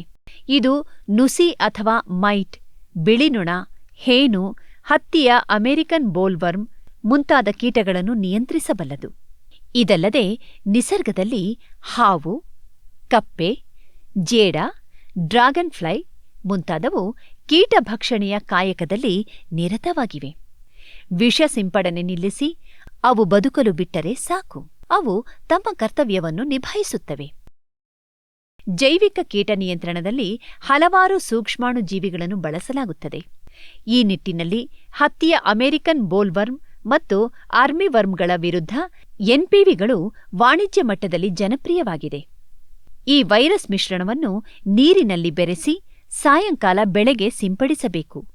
ಎನ್ಪಿವಿ ಆಹಾರದೊಂದಿಗೆ ಪೀಡೆ ಲಾರ್ವಾಗಳ ಹೊಟ್ಟೆ ಸೇರುತ್ತದೆ. ಇಂಥ ಲಾರ್ವಾಗಳು 2 ರಿಂದ 5 ದಿನಗಳಲ್ಲಿ ತಲೆ ಕೆಳಗೆ ಮಾಡಿ ಜೋತು ಬಿದ್ದು ಸಾಯುತ್ತವೆ. ಹೀಗೆ ಸತ್ತ ಲಾರ್ವಾದಿಂದ ವೈರಸ್ಸು ಇಡೀ ಬೆಳೆಗೆ ವ್ಯಾಪಿಸಿ ಪೀಡೆ ಕೀಟವನ್ನು ನಿಯಂತ್ರಣದಲ್ಲಿರಿಸುತ್ತದೆ. 250 ಮಿಲಿ 100 LE ಎನ್ಪಿವಿಯನ್ನು 250 ಗ್ರಾಂ ಬೆಲ್ಲ ಮತ್ತು 100 ಮಿಲಿ ಖಾದಿ ಸಾಬೂನಿನೊಂದಿಗೆ 1 ಎಕರೆ ಬೆಳೆಗೆ ಸಿಂಪಡಿಸಬೇಕು. ಈ ಉದ್ದೇಶಕ್ಕೆ ಕೈಚಾಲಿತ ಸ್ಪ್ರೇಯರನ್ನು ಬಳಸುವುದು ಒಳ್ಳೆಯದು. ಜೈವಿಕ ಕೀಟ ನಿಯಂತ್ರಣದಲ್ಲಿ ಬ್ಯಾಸಿಲಸ್ ಥುರೆಂಜೆನಿಸಸ್ ಅಥವಾ ಬಿಟಿ ಬ್ಯಾಕ್ಟೀರಿಯಾ ತುಂಬಾ ಜನಪ್ರಿಯ. ಇದು ಕೀಟಗಳ ಅನ್ನನಾಳದ ಮೂಲಕ ಒಳಸೇರಿ ಕೀಟಗಳಿಗೆ ವಿಷವಾಗುವ ಪ್ರೋಟೀನನ್ನು ಉತ್ಪಾದಿಸುತ್ತದೆ. ಚಿಟ್ಟೆ, ಪತಂಗ, ದುಂಬಿ ಮತ್ತು ನೊಣದ ವರ್ಗಗಳ ಹಲವು ಪೀಡೆಗಳನ್ನು ನಿಯಂತ್ರಿಸಲು ಇದು ಉಪಯುಕ್ತವಾಗಿದೆ. ಅಂತೆಯೇ ಕೀಟಗಳಿಗೆ ರೋಗ ತರಬಲ್ಲ ಹಲವು ಶಿಲೀಂಧ್ರಗಳು ಬಳಕೆಯಲ್ಲಿವೆ. ಬಿವೇರಿಯಾ ಬಾಸಿಯಾನ ಶಿಲೀಂಧ್ರವು ಬಿಳಿನೊಣ, ಥ್ರಿಪ್ಸ್, ಎಫಿಡ್ ಮತ್ತು ವಿವಿಲ್ಗಳ ನಿಯಂತ್ರಣಕ್ಕೆ ಉಪಯುಕ್ತವಾಗಿವೆ. ಪೆಸಿಲೋಮೈಸಿಸ್ ಪುಮುಸೋರೋಸಿಯಸ್ ಶಿಲೀಂಧ್ರವು ಬಿಳಿನೊಣ, ಎಫಿಡ್ ಮತ್ತು ಥ್ರಿಪ್ಸ್ಗಳ ವಿರುದ್ಧ ಬಳಕೆಯಾಗುತ್ತದೆ. ಇನ್ನು ಮೆಟರೈಜಿಯಂ ಶಿಲೀಂಧ್ರವು ದುಂಬಿ, ತಿಗಣೆ, ಜೇಡನುಸಿ ಮುಂತಾದವುಗಳ ನಿಯಂತ್ರಣಕ್ಕೆ ಬಳಕೆಯಾಗುತ್ತದೆ. ಬೆಳೆ ಸಸ್ಯಗಳ ರೋಗ ನಿಯಂತ್ರಣಕ್ಕೆ ಕೂಡ ಶಿಲೀಂಧ್ರಗಳು ಬಳಕೆಯಲ್ಲಿವೆ. ಅವುಗಳಲ್ಲಿ ಪ್ರಮುಖವಾದುದು ಟ್ರೈಕೋಡರ್ಮಾ ಹಾರ್ಜಿಯಾನಮ್. ಇದು ರೋಗಕಾರಕ ಶಿಲೀಂಧ್ರದ ವಿರುದ್ಧ ಪ್ರತಿ ಜೈವಿಕ ತಯಾರಿ, ಬೆಳವಣಿಗೆಯಲ್ಲಿ ಪೈಪೋಟಿ ಮತ್ತು ಭಕ್ಷಣೆಯ ಮೂಲಕ ರೋಗಾಣುಗಳನ್ನು ಹತ್ತಿಕ್ಕುತ್ತದೆ. ವಾಣಿಜ್ಯಿಕವಾಗಿ ಇದನ್ನು ಬೊಟ್ರೈಟಿಸ್ ಕೊಳೆರೋಗ, ಫ್ಯುಸೇರಿಯಂ ಸೊರಗು ರೋಗ ಮತ್ತು ಫೈಟೋಪ್ತರಾ ಕೊಳೆರೋಗಗಳ ವಿರುದ್ಧ ಜೈವಿಕ ನಿಯಂತ್ರಣ ಶಿಲೀಂಧ್ರವನ್ನಾಗಿ ಬಳಸಲಾಗುತ್ತದೆ. ಪ್ರಯೋಗಾಲಯದಲ್ಲಿ ಬೆಳೆಸಿದ ಟ್ರೈಕೋಡರ್ಮಾವನ್ನು ಸಾವಯವ ಪುಡಿಗೊಬ್ಬರದೊಂದಿಗೆ ಮಿಶ್ರ ಮಾಡಿ ಗಿಡದ ಸುತ್ತ ಹಾಕಬೇಕು. ಶಿಲೀಂಧ್ರ ಇನ್ನಷ್ಟು ಅಭಿವೃದ್ಧಿಯಾಗಿ ಬೆಳೆಯಲು ಸಾವಯವದ ಹೊದಿಕೆ ಮತ್ತು ತೇವಾಂಶ ಕಾಪಾಡುವುದು ಅಗತ್ಯ. ಮತ್ತು ಯಾವುದೇ ರಸಗೊಬ್ಬರ, ರಾಸಾಯನಿಕಗಳನ್ನು ಮಣ್ಣಿಗೆ ಸುರಿಯಬಾರದು. ಅಂತೆಯೇ ಸುಡುಮೊನಾಸ್ ಜಾತಿಯ ಶಿಲೀಂಧ್ರಗಳು ಕೂಡ ಜೈವಿಕ ರೋಗ ನಿಯಂತ್ರಣದಲ್ಲಿ ಉಪಯುಕ್ತವಾಗಿವೆ.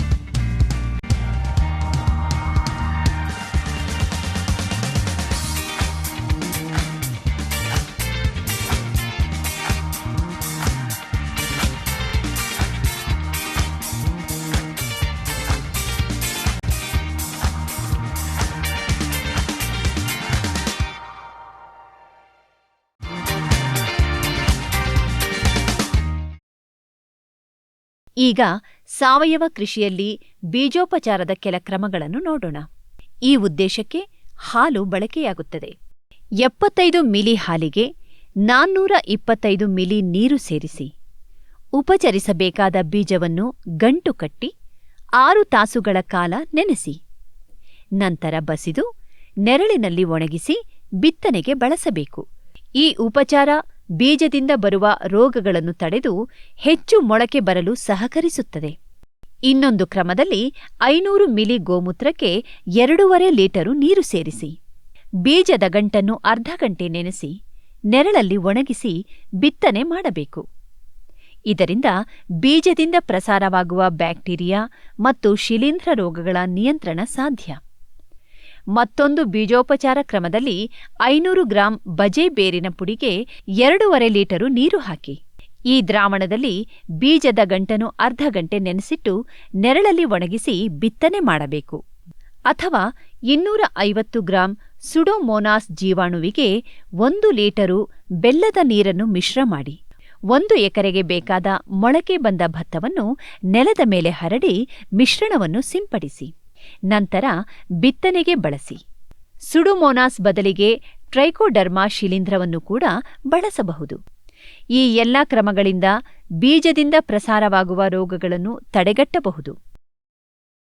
ವಿವಿಧ ಬೆಳೆಗಳಿಗೆ ಬರುವ ಬ್ಯಾಕ್ಟೀರಿಯಾ ಮತ್ತು ಶಿಲೀಂಧ್ರ ರೋಗಗಳ ನಿಯಂತ್ರಣಕ್ಕೆ ಕೆಲ ಜೈವಿಕ ಔಷಧಿಗಳಿವೆ. ಗೋಮೂತ್ರವನ್ನು 1 ವಾರ ಮಡಿಕೆಯಲ್ಲಿಟ್ಟು ಹುಳಿ ಬರಿಸಿ ಇದನ್ನು 1 ಲೀಟರ್ ನೀರಿಗೆ 50 ರಿಂದ 100 ಮಿಲಿ ಪ್ರಮಾಣದಲ್ಲಿ ಹಾಕಿ ಸಿಂಪಡಿಸಬೇಕು. ಅಥವಾ 1 ಲೀಟರ್ ಗೋಮೂತ್ರ, 1 ಲೀಟರು ಹುಳಿ ಮಜ್ಜಿಗೆ ಮತ್ತು 8 ಲೀಟರು ನೀರನ್ನು ಮಿಶ್ರ ಮಾಡಿ ಬೆಳೆಗಳಿಗೆ ಸಿಂಪಡಿಸಬಹುದು. ಅಥವಾ 300 ಮಿಲಿಯಷ್ಟು ಬಜೆ ಬೇರಿನ ಸಾರ, 1 ಲೀಟರು ಗೋಮೂತ್ರ ಮತ್ತು 8.7 ಲೀಟರು ನೀರನ್ನು ಮಿಶ್ರ ಮಾಡಿ ಬೆಳೆಗೆ ಸಿಂಪಡಿಸಬೇಕು. ಬಜೆ ಬೇರಿನ ಸಾರ ತಯಾರಿಸಲು 400 ಗ್ರಾಂ ಬಜೆ ಬೇರಿನ ಪುಡಿಯನ್ನು 2 ಲೀಟರ್ ನೀರಿಗೆ ಹಾಕಿ 3 ತಾಸು ನೆನೆಸಿಡಬೇಕು. ನಂತರ ಸೋಸಿದರೆ ಸಾರ ಸಿದ್ಧವಾಗುತ್ತದೆ. 1 ಲೀಟರು ಗೋಮೂತ್ರಕ್ಕೆ 10 ಲೀಟರು ನೀರು ಸೇರಿಸಿ ಬೆಳೆಗಳಿಗೆ ಸಿಂಪಡಿಸಬಹುದು.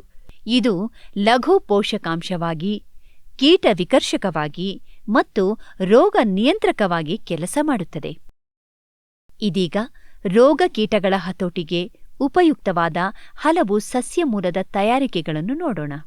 ಮೊದಲಿಗೆ ಬೇವಿನ ಬೀಜದ ಸಾರ.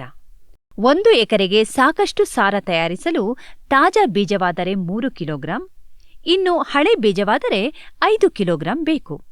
ಬೀಜವನ್ನು ಚೆನ್ನಾಗಿ ಕುಟ್ಟಿ ಮಡಿಕೆಯಲ್ಲಿ ಹಾಕಿ 10 ಲೀಟರು ನೀರು ಸೇರಿಸಿ ಬಾಯಿಗೆ ಬಟ್ಟೆ ಮುಚ್ಚಿ 3 ದಿನ ಇಡಿ. ನಂತರ ಸೋಸಿದಾಗ ಸಿಗುವುದೇ ಬೇವಿನ ಬೀಜದ ಸಾರ. ಬೇವಿನ ಬೀಜ 3 ತಿಂಗಳಿಗಿಂತ ಹೊಸದು ಅಥವಾ 8 ತಿಂಗಳಿಗಿಂತ ಹಳೆಯದಾಗಿದ್ದರೆ ಅದರಲ್ಲಿ ಅಜಾಡಿರಾಕ್ಟಿನ್ ಪ್ರಮಾಣ ಕಡಿಮೆ. ಕೀಟದ ಪ್ರಮಾಣ ಹೆಚ್ಚಿದ್ದರೆ 1 ಲೀಟರು ನೀರಿಗೆ 100 ಮಿಲಿ ಮತ್ತು ಹಾವಳಿ ಕಡಿಮೆ ಇದ್ದರೆ 50 ಮಿಲಿ ಪ್ರಮಾಣದಲ್ಲಿ ಸಾರವನ್ನು ಹಾಕಬೇಕು. ಎಕರೆಗೆ 60 ರಿಂದ 70 ಲೀಟರು ದ್ರಾವಣ ಸಿಂಪಡಿಸಬೇಕು. ಇದರೊಂದಿಗೆ ಲೀಟರಿಗೆ 10 ಮಿಲಿಯಷ್ಟು ಖಾದಿ ಸಾಬೂನಿನ ದ್ರಾವಣ ಹಾಕಲು ಮರೆಯಬಾರದು. ಈ ಸಾಬೂನಿನಲ್ಲಿ ಡಿಟರ್ಜೆಂಟು ಇರುವುದಿಲ್ಲ. ಸಾಬೂನನ್ನು ಕುಟ್ಟಿ 1 ದಿನ ನೆನೆಸಿಟ್ಟರೆ ದ್ರಾವಣ ಸಿದ್ಧವಾಗುತ್ತದೆ. ಈಗ ಬೇವಿನ ಎಲೆಯ ಸಾರದ ತಯಾರಿಕೆಯನ್ನು ನೋಡೋಣ. 1 ಎಕರೆಗೆ 5 ಕಿಲೋಗ್ರಾಂ ಎಲೆ ಬೇಕಾಗುತ್ತದೆ.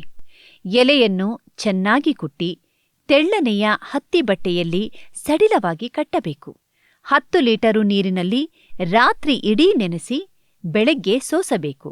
ಈ ದ್ರಾವಣವನ್ನು 1 ಲೀಟರು ನೀರಿಗೆ 50 ರಿಂದ 100 ಮಿಲಿ ಪ್ರಮಾಣದಲ್ಲಿ ಹಾಕಿ 10 ಮಿಲಿ ಸಾಬೂನಿನೊಂದಿಗೆ ಸಿಂಪಡಿಸಬೇಕು. ಎಕರೆಗೆ 60 ರಿಂದ 70 ಲೀಟರು ದ್ರಾವಣ ಸಾಕಾಗುತ್ತದೆ. ಇದೀಗ ಬೇವಿನ ಹಿಂಡಿಯ ಸಾರ. 1 ಎಕರೆಗೆ 5 ಕಿಲೋಗ್ರಾಂ ಹಿಂಡಿ ಸಾಕು. ಬೇವಿನ ಹಿಂಡಿಯನ್ನು ಕುಟ್ಟಿ ಪುಡಿ ಮಾಡಿ ಬಟ್ಟೆಯಲ್ಲಿ ಕಟ್ಟಬೇಕು. ಇದನ್ನು 10 ಲೀಟರು ನೀರಿನಲ್ಲಿ 3 ದಿನ ನೆನೆಸಿಡಬೇಕು. ನಂತರ ಗಂಟನ್ನು ಹಿಂಡಿದಾಗ 7 ರಿಂದ 8 ಲೀಟರು ದ್ರಾವಣ ಸಿಗುತ್ತದೆ. ಇದನ್ನು 1 ಲೀಟರ್ ನೀರಿಗೆ 50 ರಿಂದ 100 ಮಿಲಿ ಪ್ರಮಾಣದಲ್ಲಿ 10 ಮಿಲಿ ಸಾಬೂನಿನೊಂದಿಗೆ ಸಿಂಪಡಿಸಬೇಕು. ಬೇವಿನ ಎಲೆ, ಬೀಜ ಮತ್ತು ಹಿಂಡಿಗಳನ್ನು ಮಣ್ಣಿಗೂ ಸೇರಿಸಬಹುದು.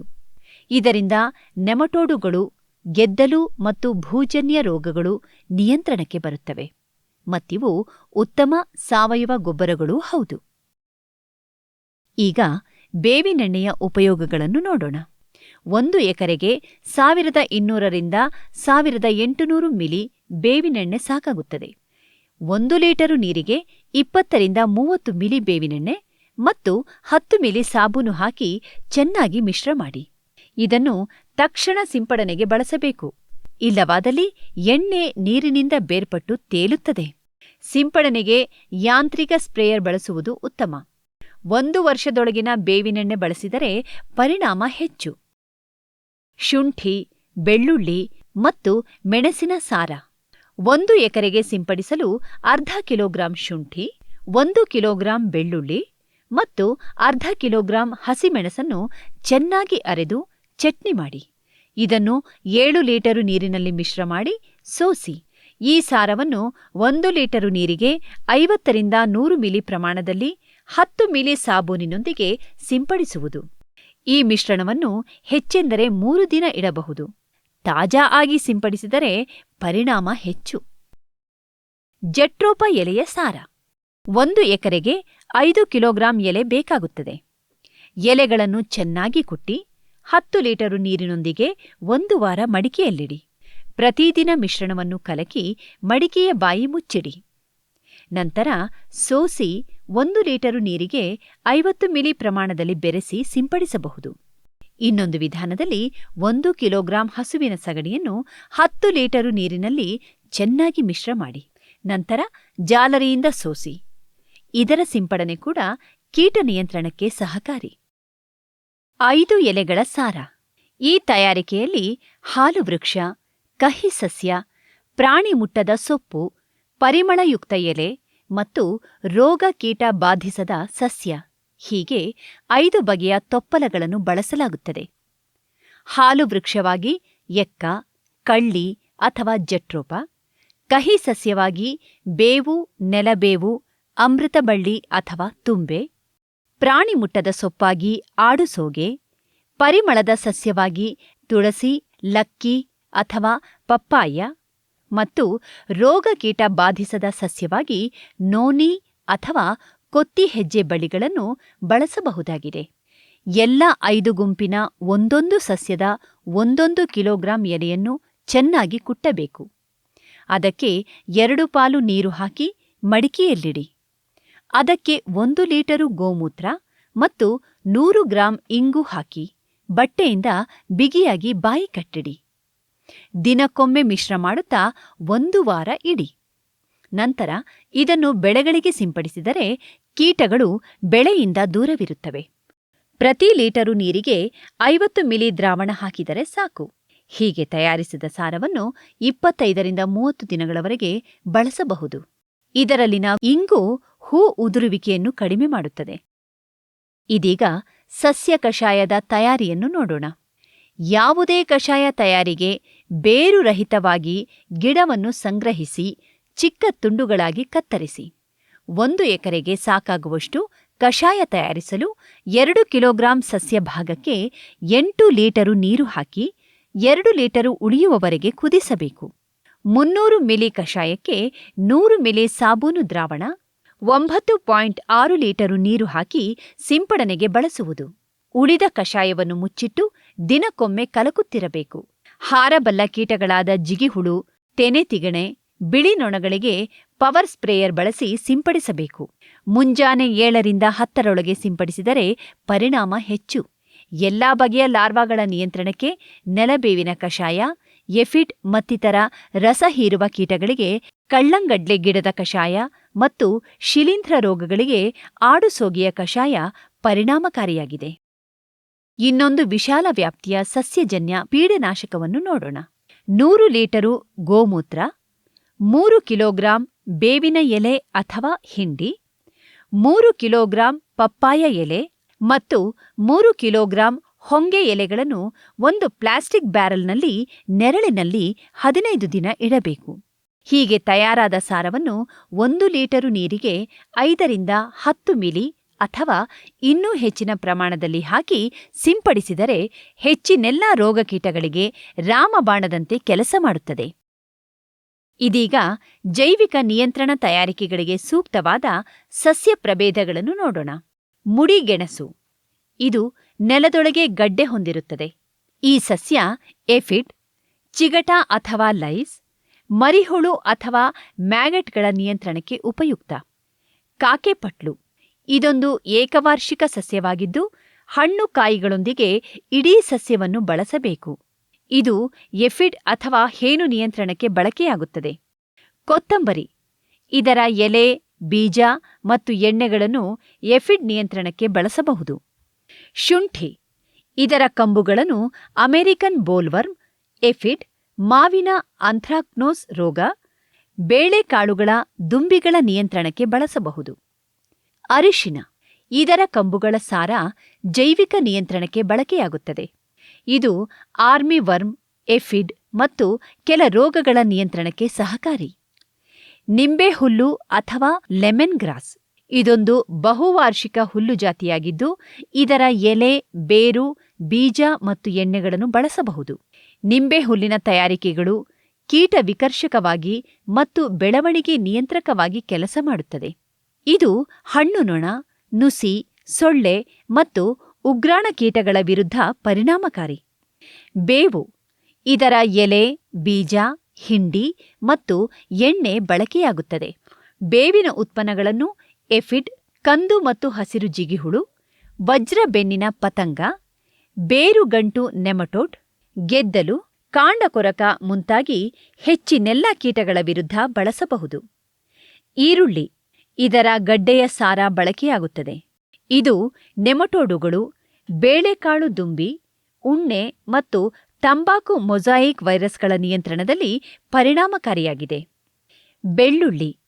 ಇದರ ಗಡ್ಡೆ, ಎಲೆ, ಹೂವು ಮತ್ತು ಎಣ್ಣೆಗಳನ್ನು ಬಳಸಬಹುದು. ಬೆಳ್ಳುಳ್ಳಿಯ ತಯಾರಿಕೆಗಳು ಎಫಿಡ್, ಆರ್ಮಿ ವರ್ಮ್, ಬ್ಯಾಕ್ಟೀರಿಯಾ, ಕೊಲೆರೆಡೊ ದುಂಬಿ, ನುಸಿ, ಬೇರುಗಂಟು ನೆಮಟೋಡು ಮತ್ತು ಭತ್ತದ ಬೆಂಕಿ ರೋಗಗಳ ವಿರುದ್ಧ ಬಳಕೆಯಾಗುತ್ತದೆ. ನಿಸರ್ಗದಲ್ಲಿ ಒಟ್ಟಾರೆ 2500 ಗಿಡಗಳು ಕೀಟನಾಶಕ ಗುಣ ಹೊಂದಿವೆ ಎಂದು ಗುರುತಿಸಲಾಗಿದೆ. ನಾವು ಇಲ್ಲಿ ಕೊಟ್ಟಿರುವುದು ಕೆಲ ಜನಪ್ರಿಯ ಸಸ್ಯಗಳು ಮಾತ್ರ. ನೀವು ನಿಮ್ಮೂರಿನಲ್ಲಿ ಲಭ್ಯವಿರುವ ಸಸ್ಯಗಳನ್ನು ಪ್ರಯೋಗಿಸಿ ನೋಡಬಹುದು. ಪ್ರತಿ ಬಾರಿಯೂ ಬೇರೆ ಬೇರೆ ಸಸ್ಯ ಬಳಸಿದರೆ ಕೀಟಗಳು ಒಗ್ಗಿಕೊಳ್ಳುವ ಸಾಧ್ಯತೆ ಕಡಿಮೆಯಾಗುತ್ತದೆ. ಇದೀಗ ಉಗ್ರಾಣ ಕೀಟಗಳ ನಿಯಂತ್ರಣದ ಕ್ರಮಗಳನ್ನು ನೋಡೋಣ. ಕಾಳು ತುಂಬಿಸುವ ಮೊದಲು ಗೋಣಿಚೀಲಗಳನ್ನು ಬೇವಿನ ಬೀಜದ ಸಾರದಲ್ಲಿ ನೆನೆಸಿ ಚೆನ್ನಾಗಿ ಒಣಗಿಸಿ ಬಳಸಿದರೆ 4 ತಿಂಗಳ ಕಾಲ ಯಾವುದೇ ಕೀಟ ದಾಳಿ ಮಾಡಲಾರದು. ಕಾಳಿನೊಂದಿಗೆ ಒಣಬೇವು, ಹೊಂಗೆ ಅಥವಾ ಲಕ್ಕಿ ಎಲೆಗಳನ್ನು ಹಾಕಿದರೆ ಉತ್ತಮ. ಈ ಎಲೆಗಳನ್ನು ಪುಡಿ ಮಾಡಿಯೂ ಬಳಸಬಹುದು. ಚೀಲದ ಬುಡದಲ್ಲಿ ಒಮ್ಮೆ ಎಲೆ ಹಾಕಿ, ಅದರ ಮೇಲೆ 20 ಕಿಲೋಗ್ರಾಂ ಬೀಜ ಸುರಿದು ಮತ್ತೊಮ್ಮೆ ಎಲೆ ಹಾಕಿ. ಹೀಗೆ ಮುಂದುವರಿಸಿ ಕೊನೆಗೆ ಬಾಯಿ ಕಟ್ಟುವ ಮೊದಲು 1 ಪದರ ಎಲೆ ಹರಡಿ. ಹೀಗೆ ಸಂಗ್ರಹಿಸಿದ ಕಾಳು 1 ವರ್ಷ ಹಾಳಾಗದು. ಉಗ್ರಾಣದಲ್ಲಿ ಧೂಮಚಿಕಿತ್ಸೆ. ಕಬ್ಬಿಣದ ಬಂಡಿಯಲ್ಲಿ ಇದ್ದಲು ಉರಿಸಿ ಉಗ್ರಾಣದಲ್ಲಿಡಿ. ಅದರ ಮೇಲೆ ಹಸಿ ಬೇವಿನ ಎಲೆ ಅಥವಾ ಲಕ್ಕಿ ಎಲೆ ಮುಚ್ಚಿ. ಎಲ್ಲಾ ಕಿಟಕಿ ಬಾಗಿಲುಗಳನ್ನು ಮುಚ್ಚಿ ಉಗ್ರಾಣದಲ್ಲಿ ಹೊಗೆ ತುಂಬಿಕೊಳ್ಳುವಂತೆ ಮಾಡಿ. ಹೀಗೆ 1 ತಾಸು ಇಟ್ಟರೆ ಎಲ್ಲಾ ಪತಂಗಗಳು ಮತ್ತಿತರ ಕೀಟಗಳು ಸಾಯುತ್ತವೆ. ನಂತರ ಸ್ವಚ್ಛಗೊಳಿಸಿ ಬಾಗಿಲು ಕಿಟಕಿಗಳನ್ನು ಭದ್ರವಾಗಿ ಮುಚ್ಚಿ ಇಡಬೇಕು. ಇನ್ನು ಇಲಿ ಹೆಗ್ಗಣಗಳು ಉಗ್ರಾಣದ ಖಾಯಂ ನಿವಾಸಿಗಳು. ಸಣ್ಣ ಇಲಿಯೊಂದು ಪ್ರತಿ ವರ್ಷ 1 ಕಿಲೋಗ್ರಾಂ ಕಾಳು ತಿನ್ನುತ್ತದೆ. ಅದಕ್ಕಿಂತ ಹೆಚ್ಚಾಗಿ ಹಿಕ್ಕೆ ಹಾಕಿ ಧಾನ್ಯವನ್ನು ಮಲಿನಗೊಳಿಸುತ್ತದೆ. ಇಲಿಯ ನಿಯಂತ್ರಣಕ್ಕೆ ಇಲಿ ಬೋನು ಇಡುವುದೊಂದೇ ಉತ್ತಮ ಮಾರ್ಗ. ಸಾವಯವ ವ್ಯವಸ್ಥೆಯಲ್ಲಿ ಇಲಿ ಪಾಷಾಣದ ಬಳಕೆಗೆ ಅನುಮತಿಯಿಲ್ಲ.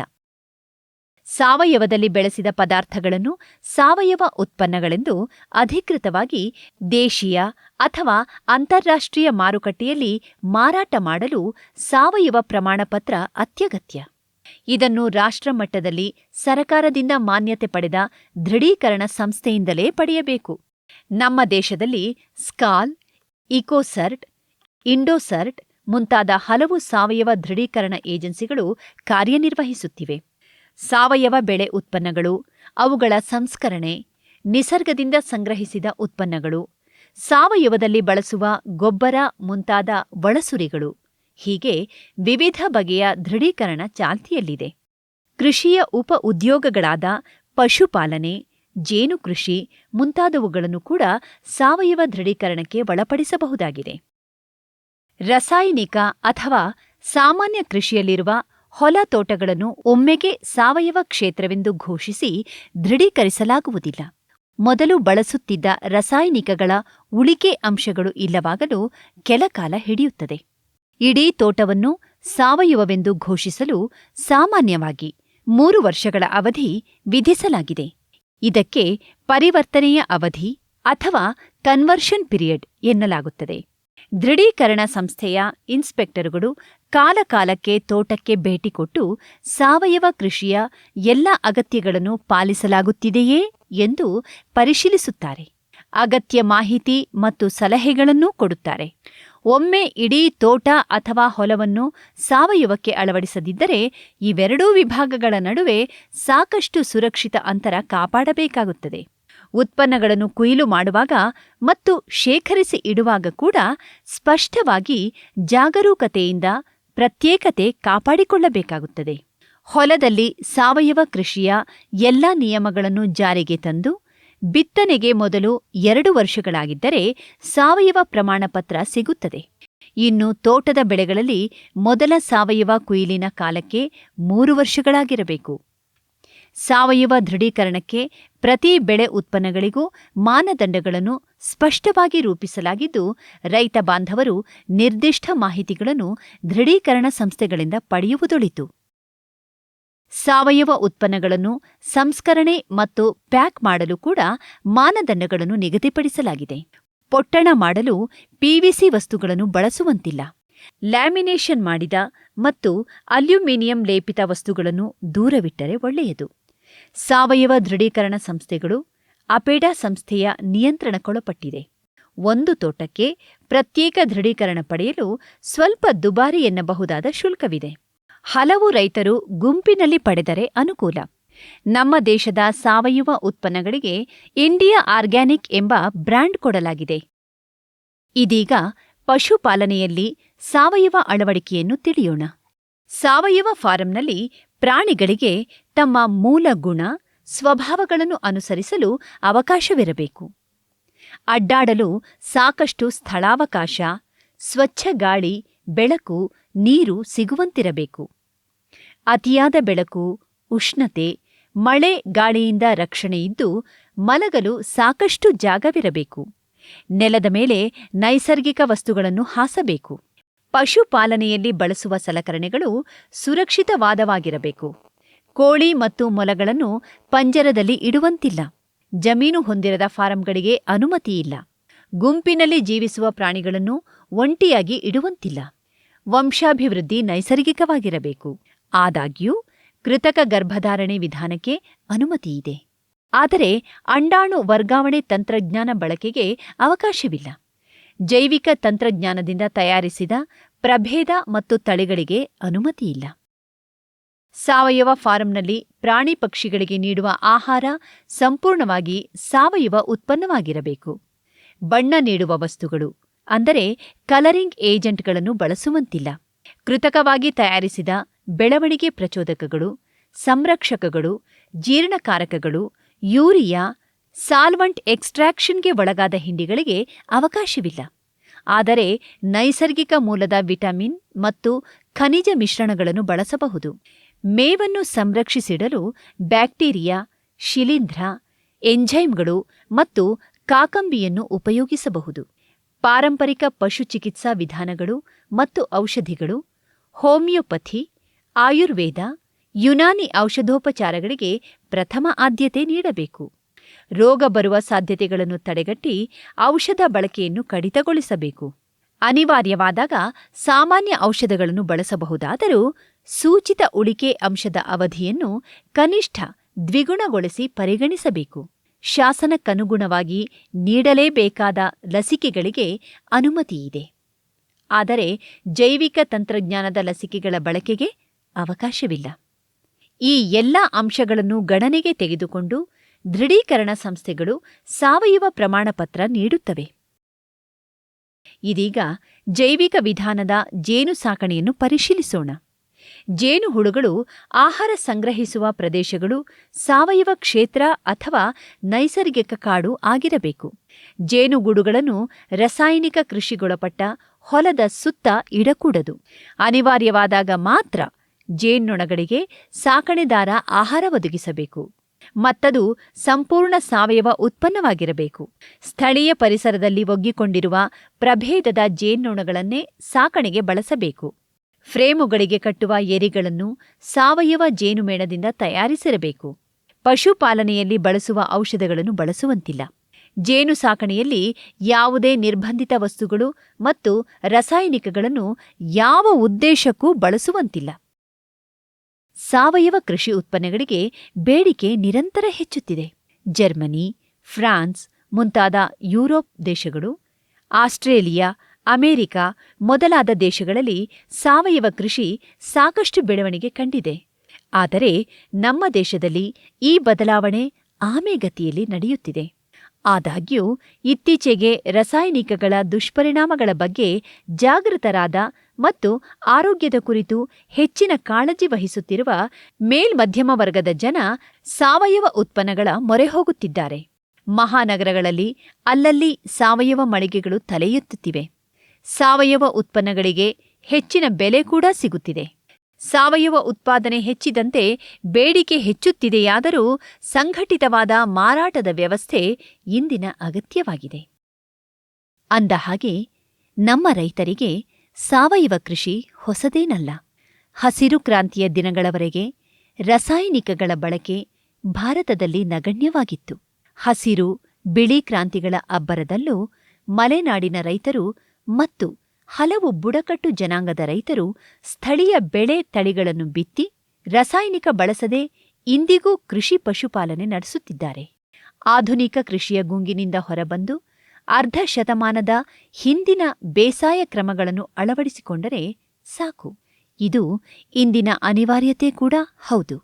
ಪ್ರಕೃತಿಯ ವಿರುದ್ಧ ಹೋರಾಟ ಕೈಬಿಟ್ಟು ನಿಸರ್ಗದ ನಿಯಮಗಳನ್ನು ಮೀರದೆ ಕೃಷಿ ನಡೆಸಿದರೆ ಪರಿಸರ ಸಮತೋಲನ ಪುನರ್ಸ್ಥಾಪಿಸಿ ಮತ್ತೆ ಎಲ್ಲೆಡೆ ಹಸಿರು ಸಮೃದ್ಧಿ ನೆಲೆಸುವಂತೆ ಮಾಡಲು ಸಾಧ್ಯವಿದೆ.